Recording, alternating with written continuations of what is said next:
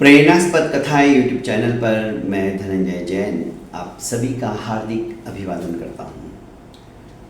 छोटी सी कहानी डीजे की जुबानी। दोस्तों, हम जो कुछ सुनते हैं, चाहे वो संत महापुरुषों के प्रवचन हो या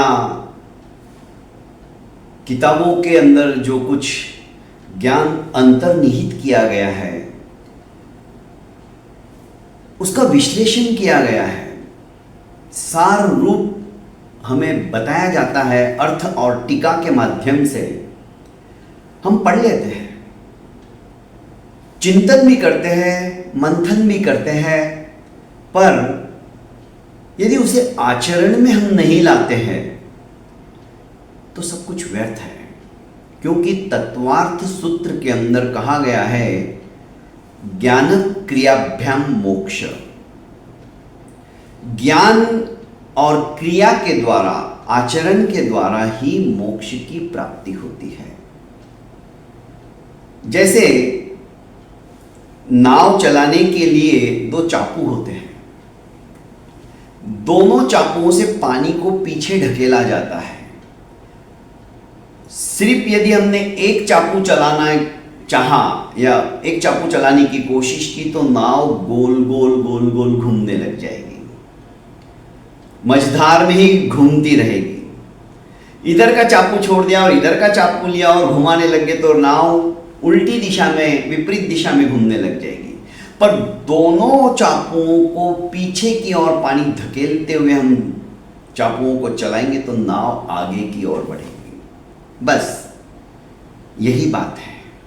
ज्ञान और क्रिया ये दोनों चाकू हैं अपनी इस जीवन नैया को आगे की ओर बढ़ाने के लिए।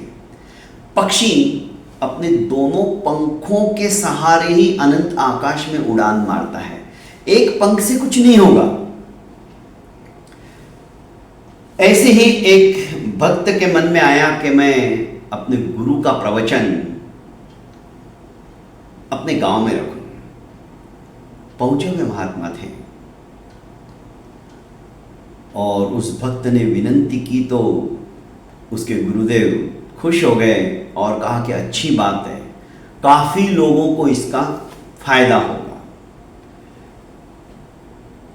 प्रवचन के एक दिन पहले इसने समस्त गांव वालों के घर घर जाकर न्योता दिया कि आज मेरे यहाँ पर गुरु महाराज आ रहे हैं और उनका प्रवचन बहुत ही मार्मिक रहता है, आप सभी उनके प्रवचन श्रवण करने के लिए जरूर आइएगा।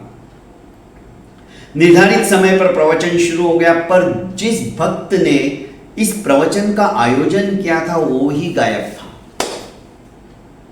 आपस में कानाफूसी होने लगी। प्रवचन समाप्त के पश्चात कई लोग आए और गुरु महाराज को कहने लगे कि आपका ऐसा कैसा भक्त है ये, सब गांव को न्योता दे दिया, सभी गांव वाले आ गए, पर वो खुद ही आपके प्रवचन में नहीं है। एक नंबर का ढकोसलेबाजी है, सिर्फ और सिर्फ उसे वाहवाही चाहिए। खुद गायब हो गया, खुद धंधे पानी पे लग गया होगा और हम सबको यहां पे बुला लिया। रात को जब वह भक्त वापस आया तो सीधा गुरु महाराज के पास गया, जहां पर अतिथि भवन में उनको रुकाया था। उनके चरणों में वंदन करने के पश्चात बैठ गया और सॉरी बोला। महात्मा ने भी पूछा कि तुम कहाँ गायब हो गए थे? सारे गांव वाले शिकायत कर रहे थे कि हमको बुला लिया पर ये खुद ही गायब हो गया। तब उस भक्त ने कहा कि महाराज, जैसे ही मैंने गांव के समस्त लोगों को आमंत्रण दिया प्रवचन के संदर्भ में कि आप सभी को आना है, पर जैसे ही मैं घर पे आया तो मुझे पता चला कि मेरा जो एक बैल है वो अत्यधिक बीमार है। तो मैं गया, उसको औषध पानी दिया, पर उसकी हालत और ज़्यादा खराब होने लगी। तो मैं उस बैल को शहर के चिकित्सालय में चला गया लेकर। यदि मैं उसे नहीं लेके जाता तो शायद वो दम तोड़ देता। आपका प्रवचन तो मैं बाद में भी सुन सकता हूँ, पर किसी के जीवन मरण का प्रश्न था। और मुझे ये उचित लगा कि आज यदि मैंने प्रवचन सुनने के लिए अपना समय दे दिया और इस बैल को समय नहीं दे पाया, जबकि आज जरूरत इस बैल को है जिसने सारा पूरी उम्र तमाम समय मेरे सेवा के लिए व्यतीत किया, मेरे खेतों में काम किया है, आज उसको मेरी जरूरत है। वो दम तोड़ देगा, छटपटा रहा था, तो जैसे तैसे मैंने उसे शहर की ओर लेके गया और शहर के चिकित्सालय में उसका इलाज कराया और आज वो अभी एकदम ठीक है, उसके प्राण बच गए।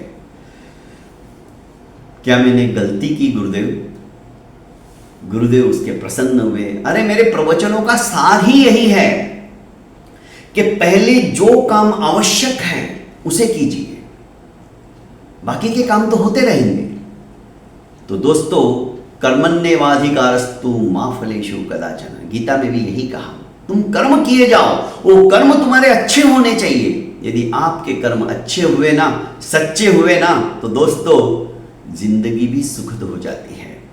इसीलिए क्या तत्वार सूत्र की बात जो मैंने आपको बताई, ज्ञान क्रियाभ्याम मोक्ष, ज्ञान और क्रिया आचरण में जब हम ज्ञान को लाते हैं, इसीलिए कहा है ना संतों ने, अहिंसा परमो धर्म, सबसे बड़ी जीव दया है। उस बैल को बचाने के लिए उसने प्रवचन को भी एक तरफ रख दिया, जबकि उसके घर में फंक्शन था, पर उस समय कर्म क्या जरूरी है ये उसने सोचा और उसने वो काम किया। दूसरे दिन जब लोग वापस आए तो महात्मा को फिर से शिकायत करने लगे कि आपका वो बगुला भक्त कल तो गायब था, आपने उसे कुछ कहा नहीं क्या? तो महात्मा ने सारी बात बताई और कहा कि मेरे प्रवचनों को यदि सचमुच में किसी ने आत्मसात किया है तो वो मेरा भक्त है, और उनको पूरी स्थिति, वस्तु स्थिति से अवगत कराया। लोगों ने भी सोचा कि सचमुच में हम सिर्फ सुन लेते हैं, इस कान से सुनते इस कान से निकाल देते हैं, पर ये महापुरुषों के वचन कान से सुनकर अंतस्थ तक, हृदय तक हम पहुंचा देंगे ना, तो दोस्तों जीवन हमारा सार्थक हो जाएगा। बहुत बहुत धन्यवाद दोस्तों। प्रेरणास्पद कथा यूट्यूब चैनल को आपने लाइक, शेयर एवं सब्सक्राइब नहीं किया तो कर लीजिए और ज़्यादा से ज़्यादा अपनों को शेयर कीजिए। प्रणाम।